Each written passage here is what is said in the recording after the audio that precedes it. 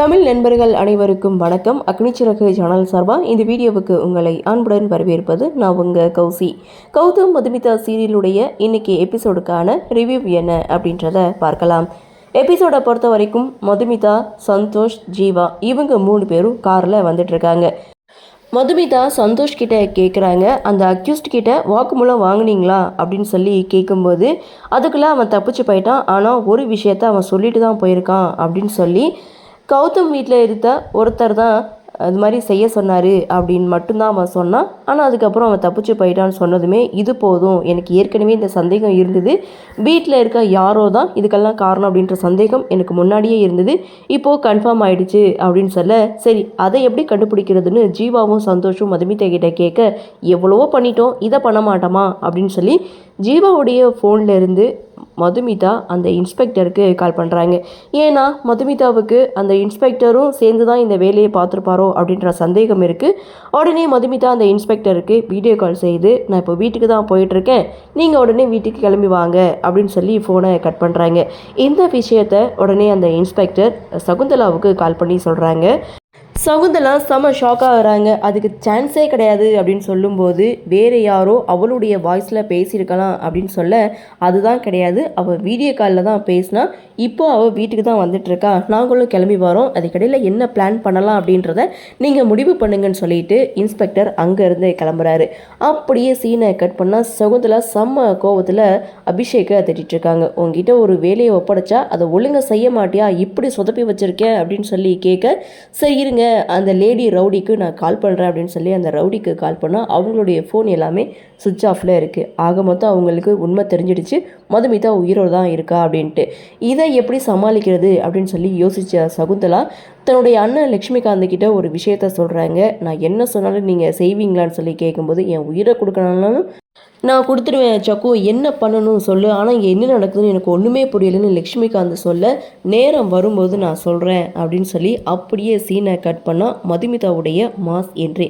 மதுமிதா வீட்டுக்கு வராங்க. சகுந்தலா மதுமிதா கிட்ட, கௌதம் எங்க, கௌதம் சேஃபாக இருக்கானா, எப்படி இருக்கான், நீ அவனுக்கு ஃபோன் பண்ணி கொடு, நான் பேசுகிறேன்னு இங்கே மதுமிதா கிட்ட கேட்க, கரெக்டாக அந்த சமயம் பார்த்து இன்ஸ்பெக்டரும் கான்ஸ்டபிளோட வீட்டுக்கு வராங்க.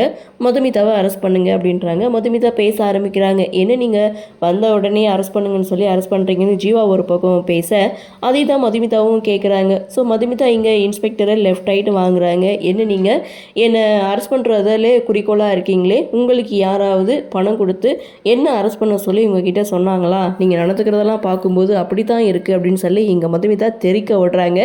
கரெக்டாக பார்த்தீங்கன்னா அங்கே மீடியாக்காரங்களும் வராங்க. ஸோ என்னை நீங்கள் அரெஸ்ட் பண்ண முடியாது அப்படின்னு சொல்ல, நீங்கள் ஸ்டேஷன்லேருந்து தப்பிச்சு போயிருக்கீங்க, அதற்கான எல்லா ஆதாரமும் என்கிட்டே இருக்குது அப்படின்னு சொல்லும்போது, சரி அந்த அக்யூஸ்டுக்கிட்ட நீங்கள் வாக்குமூலம் வாங்கினீங்களா, அவன் சொன்னதை வச்சு நீங்கள் என்ன அரெஸ்ட் பண்ண போகிறீங்களா அப்படின்னு சொல்லி லெஃப்ட் ரைட்டு வாங்கினாலும் மீடியாக்காரங்க முன்னாடி தாங்கிட்டே இருக்கிற ஆதாரத்தை மீடியாவுக்கு சென்ட் பண்ணுறாங்க. இங்கே சந்தோஷ் தான் ஹெல்ப் பண்ணுறாரு. ஸோ அந்த இடத்துல குட்டி ஃப்ளாஷ்பேக் சீனுக்கு போகிறாங்க. சந்தோஷ், மதுமிதா இவங்க 2 பேரும் ஆக்சிடெண்ட் ஆன இடத்துக்கு போயிருப்பாங்க. அங்கே ஏதாவது சிசிடிவி ஃபுட்டேஜ் கிடைக்குமா அப்படின்னு சொல்லி செக் பண்ணி பார்க்கும்போது, அங்கே ஒரு வீட்டில் கேமரா ஃபிக்ஸ் பண்ணியிருக்கதா பார்க்குறாங்க. அந்த கேமரா மூலமாக பதிவான அந்த சிசிடிவி ஃபுட்டேஜ் எடுத்துகிட்டு வந்து அதை ஆதாரமாக கொடுக்குறாங்க.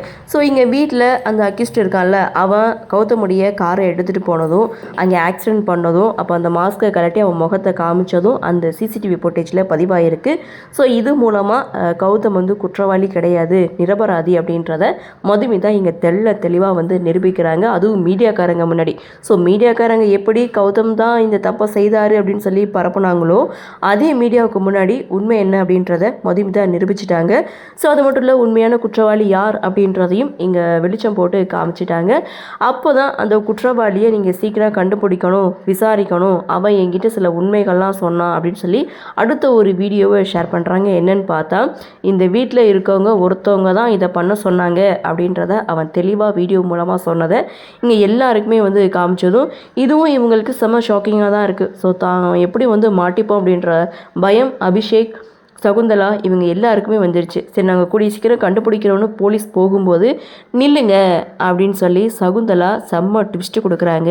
என்னன்னு பார்த்தா, இந்த பிரச்சனை ஒட்டு மொத்தத்துக்கும் காரணம் ஆஃபீஸில் 25 கோடி காணாமல் போனதான், அது யார் எடுத்தாங்கன்னு எனக்கு நல்லாவே தெரியும் அப்படின்னு சொன்னதும் எல்லாருமே செம ஷாக் ஆகுறாங்க.